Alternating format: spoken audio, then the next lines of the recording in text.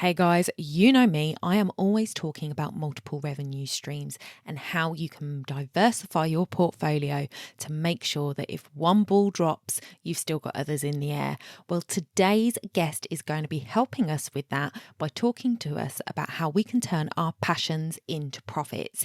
He is 4-time Affiliate Manager of the Year, and he has helped entrepreneurs and companies such as Shark Tank's Kevin Harrington, Stu McLaren, Adidas, Ray Edwards, Brian Tracy, Lewis Howes, Shutterfly, and Michael Hyatt with their affiliate launches. Now, some of those names you may recognize, some of them you might not. I recognize almost all of them because I am huge at following the online business entrepreneurs. So I'm very excited to have Matt McWilliams on the show today to talk to us about how we can turn our passions into profits. Let's go.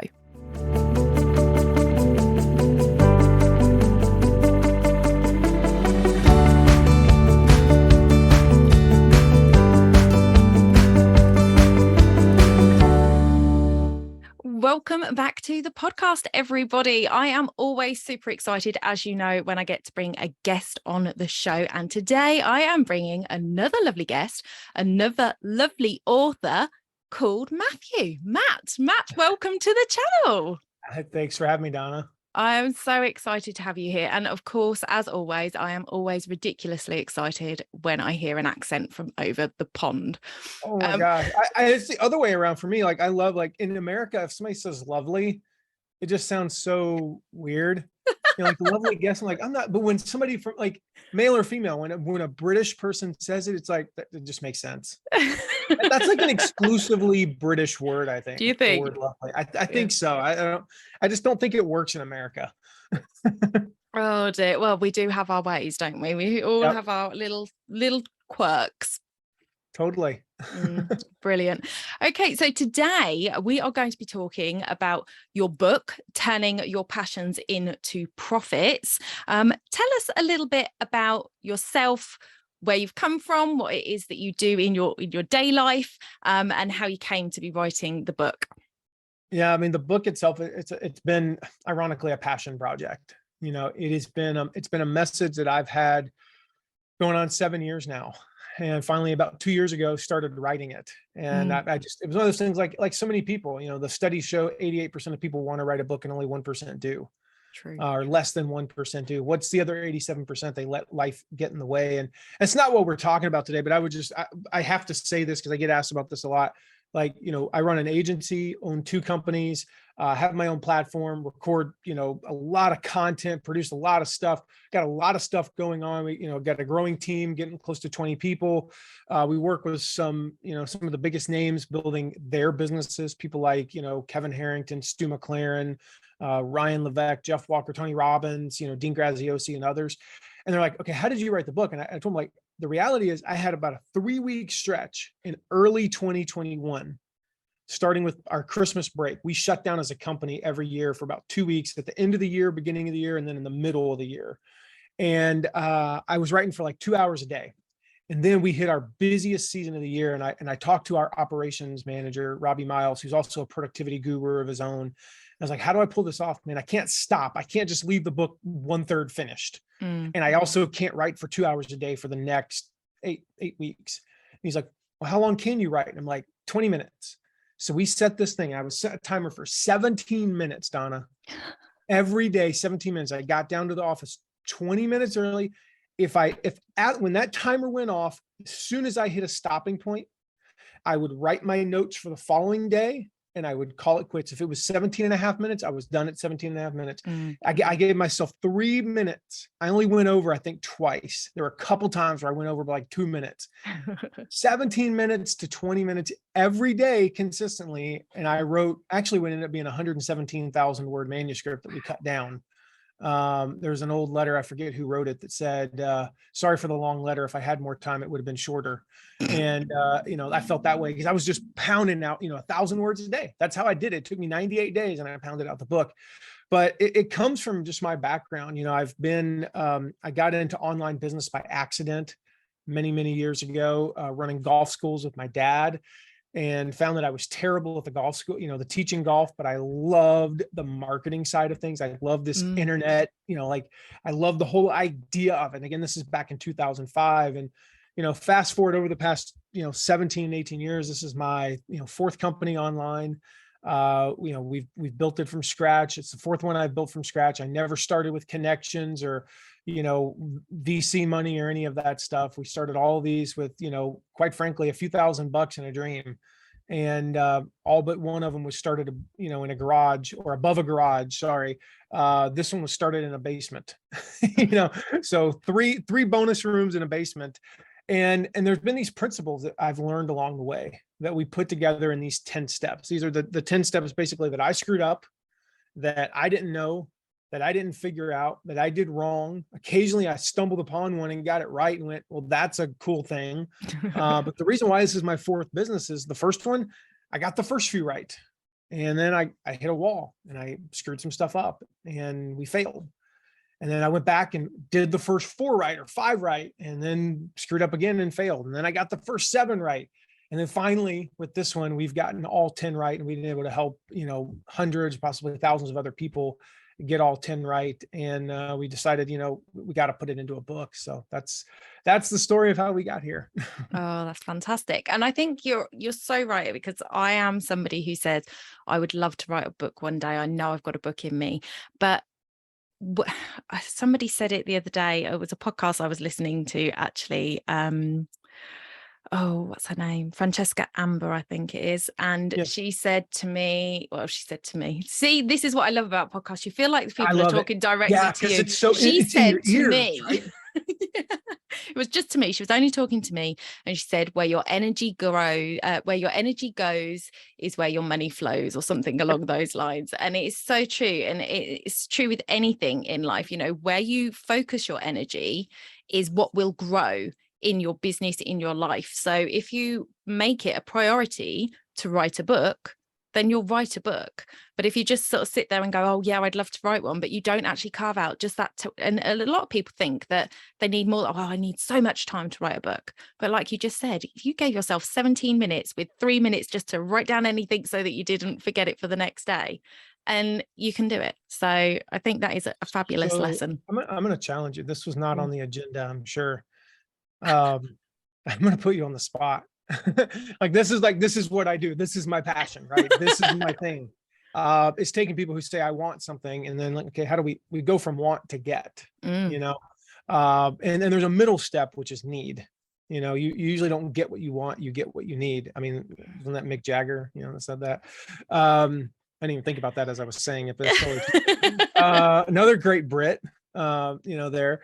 And so I'm just going to challenge you, put a date 6 months from now.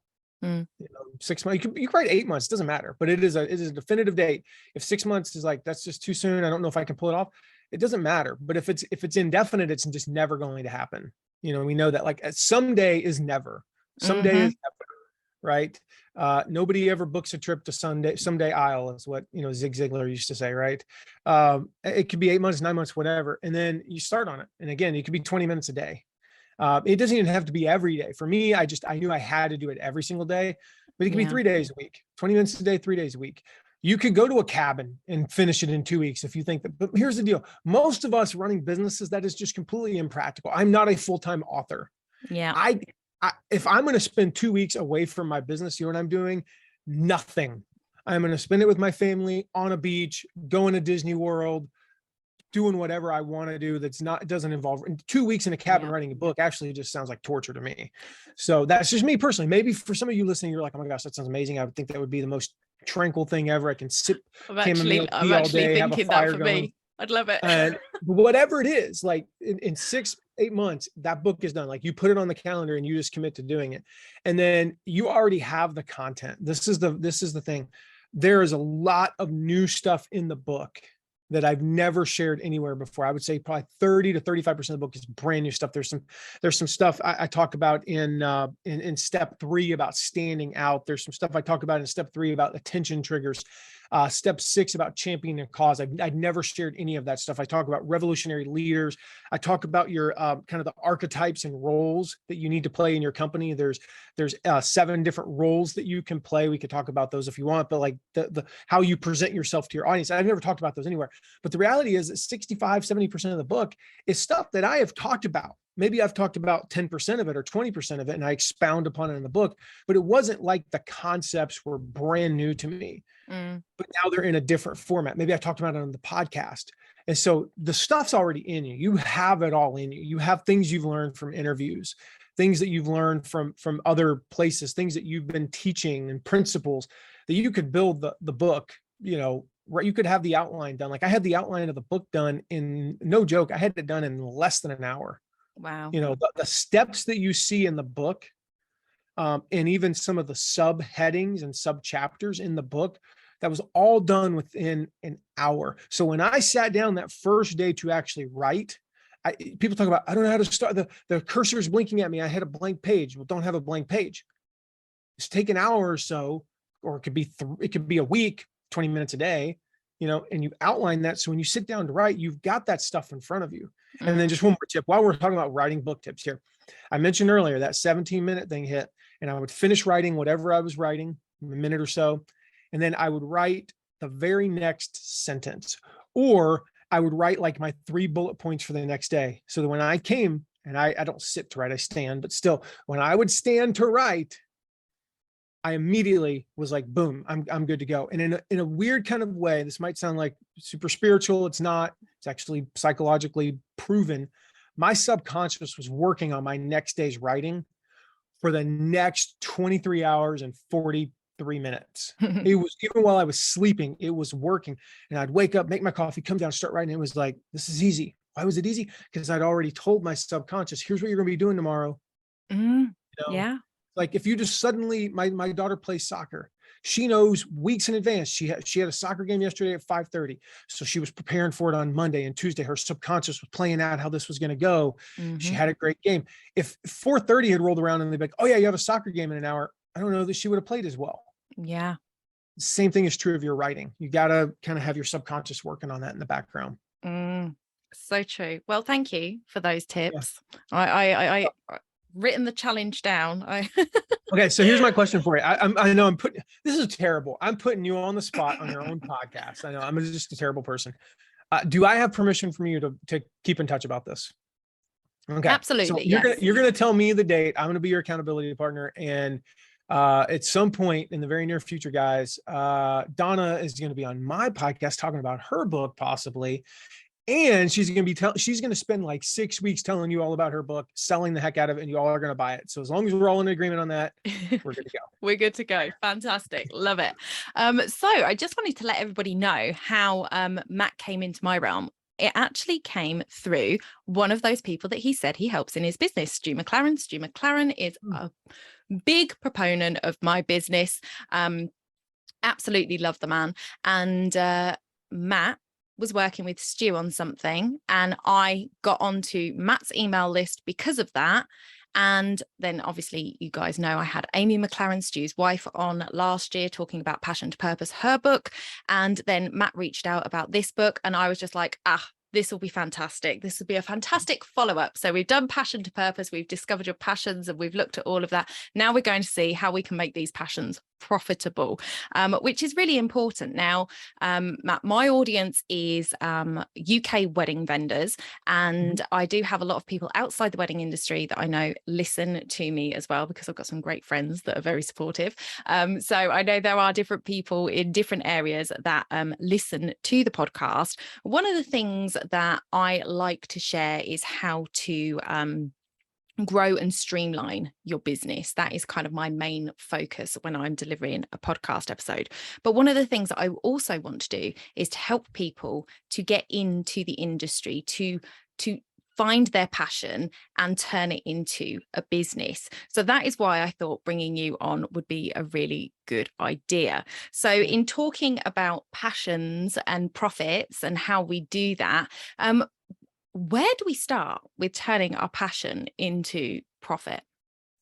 For me, there's three questions that we walk through in the book. And these are the three questions that I kind of went through about 10 years ago, to kind of decide what direction I want to go. And this came about, so my podcast, for example, is the Affiliate Guy podcast. And there's a funny story behind that, because I got into online marketing again with golf schools, but I started my current platform at mattmcwilliams.com. I started it teaching personal growth and leadership. Mm-hmm. And people are like, Matt, you gotta teach people this affiliate thing. Like, Matt, you're running these big launches. You're working with people like Kevin Harrington. You're working with people like, Michael Hyatt, Jeff Goins. And then again, eventually we, coach teams with like Tony Robbins, Dean Graziosi, Jeff Walker, and others. And they're like, you've gotta teach this affiliate stuff. I'm like, but I don't want to be the affiliate guy. Like, I want to be something bigger than that. And so maybe there's people who are thinking, well, I don't want to be like the wedding lady. I don't want to like that. How is that changing the world? Right. I want to do something big because we see an Elon Musk who creates an automobile company. And now there's, a 500,000 Teslas on the road and they're going to space. Or we see an Amazon, I live in a town where about 300,000 people in the city of Fort Wayne, Indiana. About 500,000 people in the county, and almost 2% of the population of my county is employed by Amazon now. It'll be over 3% in less than a year. Think, okay, that's what we got to do. Amazon changed the world. And there's no denying, for better or for worse, that's debatable. I'm not going to get into that right now. There's no debating that changed the world. How's a wedding vendor going to change the world, right? And I remember, I got asked that question by an accountant. The guy was like, so we're talking about championing a cause, being a hero. This is step six in the book, how to be the hero for your audience. He's like, dude, I teach accounting. How am I going to be a hero? And I was like, well, do you really just teach accounting? He's like, well, no, I teach accountants how to work less and make more. And I was like, how is that not heroic? I was like, go ask the kid who gets to spend an hour more a day with their parent. Go ask the spouse who's more connected to her husband or her, his wife, because they're not working as much. Go ask the kid who gets to maybe play a sport now that costs a lot of money. I mentioned our daughter plays travel soccer. It ain't cheap, and so those types of things, like, go ask the kids that if what you do is heroic. Yeah. And they will tell you that it is absolutely heroic. Daddy's home more. Mommy's home more. Daddy makes dinner. Mommy makes dinner. I get to spend time with them. We cuddled last night. It used to be that they would work 18 hours a day in the busy season, and now they work 10. They don't know that it was because of you, but that is heroic. And so there's three questions I mentioned, three questions that I ask myself, and these are what we walk our clients through. And this is all in the book, but I'll walk you through these here. Donna, number one, what is it that people are always asking you for help with? Okay. Nobody was asking me for help with leadership and personal growth. I am a leadership and personal growth junkie. I am good at it. I am passionate about it personally, but nobody was asking me for help with it. People were always asking me for help with, how do I grow my list? So we created a list launch challenge. How do I get more affiliates to promote myself? How do I make money from my blog when I don't have a product of my own? Affiliate marketing, right? My friend Jonathan Milligan, he had a career blog. And then people kept coming to him and saying, hey, how'd you start your blog? How'd you start your blog? Wait, you're making how much from your blog? How'd you do that? So now he teaches blogging. So again, what is it people are always coming to you and asking for help with? The second question is, what is it that people are always telling you is really interesting about you? They're just like, that is just fascinating about you. There's a podcast that I love. Dan Carlin is the host. It's called The Hardcore History. To give you some perspective, Donna, when they release a new episode, it is the #1 podcast on all of Spotify, all of Apple Podcasts, all of Google Play, all of whatever podcast player you could think of for 3 or 4 days in a row. Not #1 in the category. It is the #1 podcast for roughly 1% of the entire year when they release a new episode. It's huge. Yeah. Here's the thing. Dan is not a historian. And he says so 5 times an episode. I'm not a historian. He's just a guy that when he would sit around at Thanksgiving dinner with his family and somehow something would come up and they'd end up talking about World War I.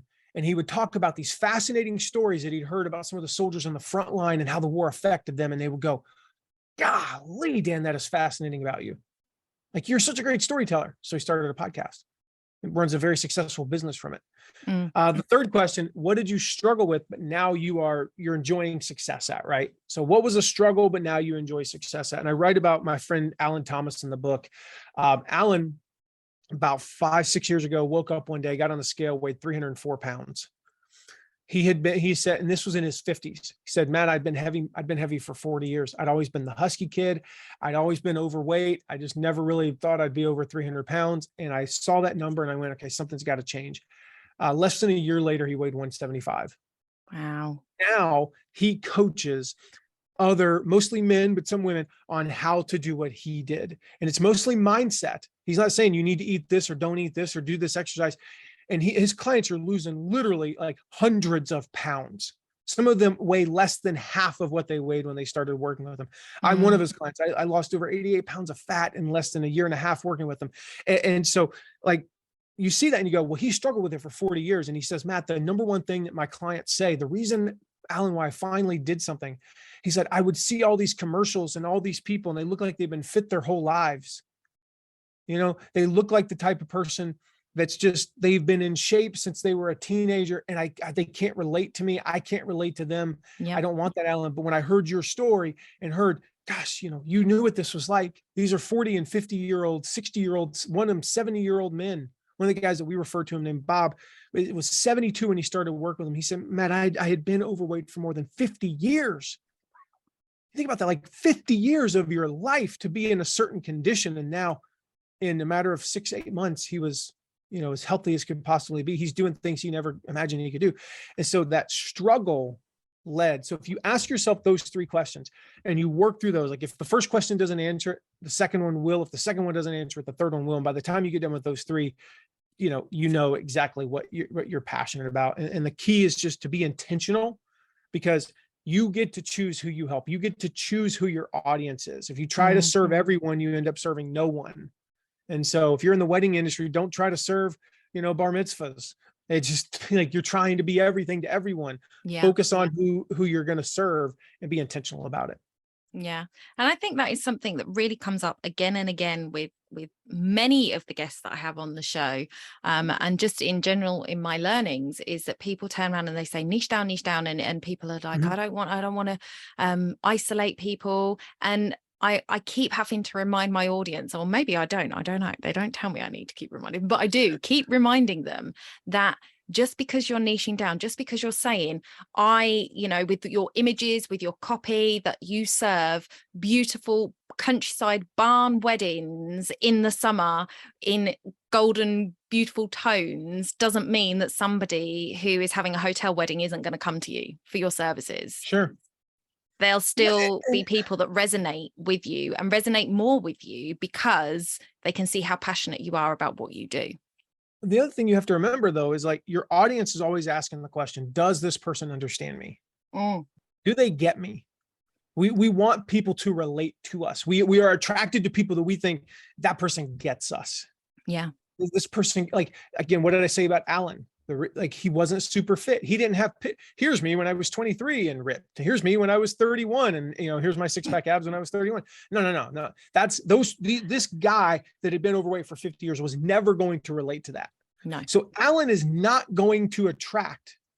There's a certain clientele he is not going to attract. He is not going to attract somebody who's 20 pounds overweight and wants to get in the best shape of their life in the next 6 months. He's not going to attract somebody who says, I want to get into the fitness industry. Alan, I'm 31 years old and I want to be a fitness model, but I'm a little bit over that. That's not who he's going to attract. No. He is attracting people who are 40 plus years old.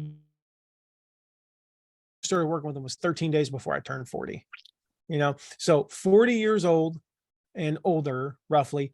They've got kids, or their kids are out of, the house, and they have felt like this for 10 plus years. And they're not looking to, have like, they're not looking to be in the greatest shape ever type thing. And, at least in the near future, they just want to get their confidence back. They want to be able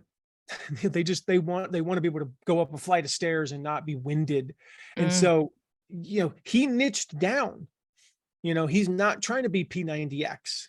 He's really focused on and initially he only focused on men because that's who he related best to, because he's a man. Yeah. And then eventually his wife went through the same process. His wife lost 90 pounds or something, 80 pounds or whatever. Now she is coaching the women on how to do the same thing. So they were able to open that up. But even then, he's focused on the men, she's focused on the women. So that niching down is super critical. Yeah. And that's one of the things we walk through in the book. And I know there's a lot out there, but the information that we give in the book, I think is the best out there about creating that ideal customer avatar. That single person that you're creating content for, that you're creating courses or products for, whatever it is. Like every email you send, every social media post is for that one person. For us, it's Pete. Now my audience is 50-50. It's actually 51% women. And so we have our ideal customer avatar. We named him Pete. And I write about this in the book. I always put his name in all caps so that if I'm reading something, my team gives me like a brief, right, on a piece of paper, and I'm reading that brief about this marketing plan, the thing that stands out is not the landing page, not whether or not we're going to have, these affiliates or this affiliate, the revenue goal. The thing that stands out, because it's in all caps all throughout the brief, is the avatar, is Pete. And it's this very subtle reminder, very subtle, that this is why we're doing this. This is for Pete. This is not because it makes more money. This is not because we're trying to hit our revenue goals for the quarter. No, we're doing this promo. We wrote this book for Pete. And in fact, one thing that I did, and I actually messed it up because I forgot that I wrote about Pete in the book. One of the little tricks I use at the beginning of writing every piece of content, every email, every podcast episode, anything where I script at the book, is I write, "Hey Pete, hey Pete, here's how to create your ideal customer avatar. Hey Pete, ask yourself, what did you struggle with but now enjoy success at? Hey Pete, here's how to get clear on your path. Hey Pete, here's how to commit to leading. Hey Pete, here's how to capture attention and stand out. Hey Pete, here's how to convert visitors into subscribers," right? And I would write that. And then I went in at the end and I Command F'd and removed I didn't write "Hey Pete," I just wrote Pete. I removed all instances of Pete, comma, and I forgot that there was 5 instances in the book that weren't just me putting that at the beginning. And so there were a few sentences that made absolutely no sense. And my editor was like, "What the heck?" And I was like, "Oh wait, I get it now." And it's because it said my avatar's name is, and then there's just a blank, just a space, which blah, blah, blah, blah, blah. And she's like, "What is the avatar's name?" I was like, "It's Pete." And but it says in the book this. I'm like, "Oh crap." I was like, "Oh, that's what happened." So yeah. Oops. Oh, well, best laid plans, best laid plans. But that's a fantastic idea. And I've never even thought of it like that, because I've done a lot of avatar work over my time, and I've talked to my audience about creating their ideal avatar and talking to them. But that idea of actually just literally, like you're writing an email to them or a letter to them when you're writing your copy, is genius. Well, and I take it one step further. This is toward the very, very end of the book. I believe it's either step 9 or step 10. I go through a visualization exercise. All right. And so one of the things that I actually I teach is this doing this visualization where you actually see your avatar doing what you want them to do. And this is typically, it's around sales, because a lot of people are really iffy about sales. And so I walk them through it. It's kind of like you could say it's like a meditation, but I call it a visualization. You get down, you get comfortable, close your eyes, take some deep breaths, cleansing breaths, right? And then I just walk them through hey, imagine, in my case, it's Pete. So imagine your avatar. You need to have a visual of who this is. They're reading the email, they're reading the blog post, they're watching your video, they're listening to the podcast.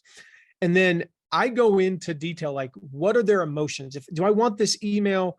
Do I want it to be funny? Or do I want it to really be kind of there's different tones that you can take. I talked about those archetypal roles, and they all need to fit within the archetype. But do I want it to make them laugh? Do I need to see them laughing? Do I want it to pull at some heartstrings? Do I want them to pump them up? What is the purpose of this video, of this podcast, whatever? And I picture them click into the sales page or wherever it is. They're going to click and read the blog post, click and listen to the podcast. If they're buying something, I see them clicking on the enroll button, the buy button. And then I see them pulling out their debit card, their credit card, typing in their information, clicking submit, and going, all right, cool. And then I imagine them down the road. I imagine them a year, 3 years, kind of depends on the product. But like Alan, the weight loss coach, like he envisions, okay, I'm going to work with this person.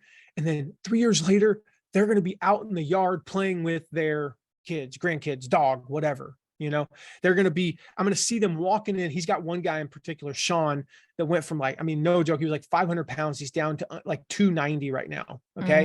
And it's mind blowing. And he sees him walking into a conference room. He's also in this process. He's been promoted twice and won he works for a nationwide hotel chain with like 15, 20,000 employees. He won the award as like the #1 employee in the entire world for this company in the process of losing this weight. Completely changed his identity. And so Alan can see these things happening. And so we take people through this visualization, because when I see Pete, when I see my avatar, their life getting easier, their relationships getting better, their results. Like my avatar, I don't see them in a Lamborghini. All right. I teach people how to make money online, but that's not how I do it. You'll never see me with like, look at me in my flashy car, you'll never see me with my private jet a la Grant Cardone. Like, you know what? I have no problem with a private jet. I have no problem with Grant. I know Grant. Grant, when you know him one-on-one, he's a great dude. I'm sure he is. It's just the adverts on YouTube do my head in. Yeah, I talk about this in the book, that like they asked Chris Rock, are you like this in person? He's like, no. He goes, I'm 3 times me. I'm me, but I'm 3 times me. And I talk about this in the book. Whatever you are, like, think about how I'm talking to you right now, Donna. I mean, I'm passionate about what I'm talking about. Do you think I talk to my wife this way? No, I'm a passionate person. I live passionately. I live excited. My message is important to me and I'm super excited, but I don't go around like with my friends going, all right, we're going to talk about the book and get your avatar. That's not who I am. I'm 3 times me. I am this passionate, but I'm a little bit toned down. The reality is, right? And so we're 3 times ourselves. Grant is just 10. He's 10x. 10x, right? He's 10x. That is when in real life, he's kind of like that, but it's like 10x. But anyway, so by picturing this whole thing, I've now put myself in a position that when I sit down to write copy, when I sit down to record a podcast, or I do a webinar, I'm getting ready to do a webinar after this. And before I do the webinar, I'm going to take a moment. I'm going to picture them going through the webinar and going, whoa, when I mention this one part where I teach them this one thing, going, man, I'm seeing them writing notes down. I'm seeing them flipping through the workbook going, I can't keep up with Matt. He's moving too fast. This is mind blowing. Is there going to be a replay? I can't wait to watch. I see them when I get to the part where I say, hey, if you want to go to the next level, here's this opportunity to join us in this course. I see them going to the URL. I see them buying. I fast forward. I see them, 3 months later going, holy crap, this is what I'm learning. This is amazing. I can't believe it. This is so awesome. And here's what I got out of it.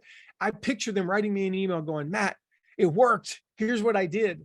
And that's going to take me like 2 minutes. I'm going to do that whole thing in 2-3 minutes before I do the webinar. When I show up for that webinar, do you think I'm worried about anything? Like, do you think I'm worried about my delivery? Do you think I'm worried about messing up? Do you think I'm worried about what if nobody buys? No, because I put myself in a place where I visualize my ideal customer avatar doing exactly not only what I want them to do, but what is best for them, which is to go with this. So again, I walked through that whole visualization in the book, but that's the gist of it there.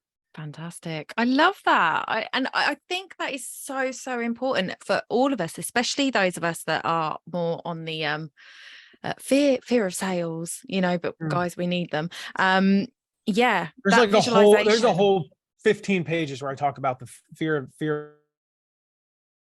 selling, why people buy, how to get past the fear of selling. I mean, that's a whole area. That's a good 4 or 5% of the book. Because it's so true. It's like, I wasn't born. I didn't know how to sell. Nobody was born with, like, we weren't born with lists. We weren't born with social media followers, right? Some of us weren't born. Some of us, new generation, were born with. Well, I wasn't born with that innate ability to sell. Like, for me, every time it's still, to this day, it's nerve wracking. But if we're clear on who we're working with, and again, it goes all the way back to step 1, get clear on who you help, who you serve, who your audience is, right? Answering those questions and going through some more of the activities in the book. We get clear on that. then when we fast forward to the part where we're selling, Yeah. we know who we're selling to, and we know literally who they are. What are their demographics? What are their psychographics? Like, what are their fears? And it's not just their fears, like, well, like think about, you can think about like something like smoking, right? It's not just, well, I fear that I'm going to die early. Well, no, it's actually more than that. You fear that there's a social stigma. You fear that you're going to miss out on the best years of your kids' and grandkids' life. You fear, you have all these fears. In the weight loss thing, it's like, again, I'm going to die early. But the thing is, like, dying early is people think that should be the thing that motivates people. It's not. It doesn't motivate anybody, because dying early, unless you're 70, dying early is still way off into the future. To a 40-year-old, 60 might as well just be a million. It's only 20 years, but like 20 years, that is a long time. And so we need to get to those deep-seated fears. Sometimes it's like fear of getting on an airplane, fear of having to do, and these are things I can relate to because I've been there and done that. Fear of not being able to get on the roller coaster. Like fear of, am I going to get the skinny kid who can't press down on the buckle, and I'm gonna have to get off the roller coaster. I got on last time because I got the big kid who was like, click, those are the things that people fear. So you have to get to those deep-seated fears. It's not fear that the business is going to fail. Nobody fears that their business is going to fail. That's not it. They fear that their uncle was right, that their spouse was right, that they were right about themselves. They fear that they're going to prove, their father-in-law right, their mother-in-law right. They fear that they're going to be in a position where they're going to have to sell the home. They're going to be on food stamps. Like maybe they've been there before, right? Those are the things people fear. And if you can address those fears in an ethical way, then selling is not a problem at all. Yeah. So good. Right. I know that you have a hard stop, Matt, so I don't want to keep you much longer, but I just want to say thank you so much for that, because I think that getting clear on your avatar is really, really an important part of business. And if you are looking to step into this industry or any industry, is it your passion? Is it what you really should be doing? And going through those 3 questions that Matt brought up at the beginning would really, really help you just discover, because I don't want you to spend years going, oh, I'm going to do this because it's something I'm good at, and then realizing it's not. I don't want you to go through the 4 businesses like Matt did before he got it right. So get his book, get those 10 steps, ask yourself those questions, start it off right the first time so that you can miss out on all the mistakes that we've made over the years and really set yourself up for success. Thank you so much for your time today, Matt. It's been an absolute pleasure to have you on the show. Thanks for having me, Donna. I'll just say, like, real quick, if you go to passionsintoprofitsbook.com/Donna. All right. So passionsintoprofitsbook.com/Donna. Make sure you put both ends in Donna, just in case you spelled Donna with one N. I know that's weird. It's Donna, if you ask me, but whatever.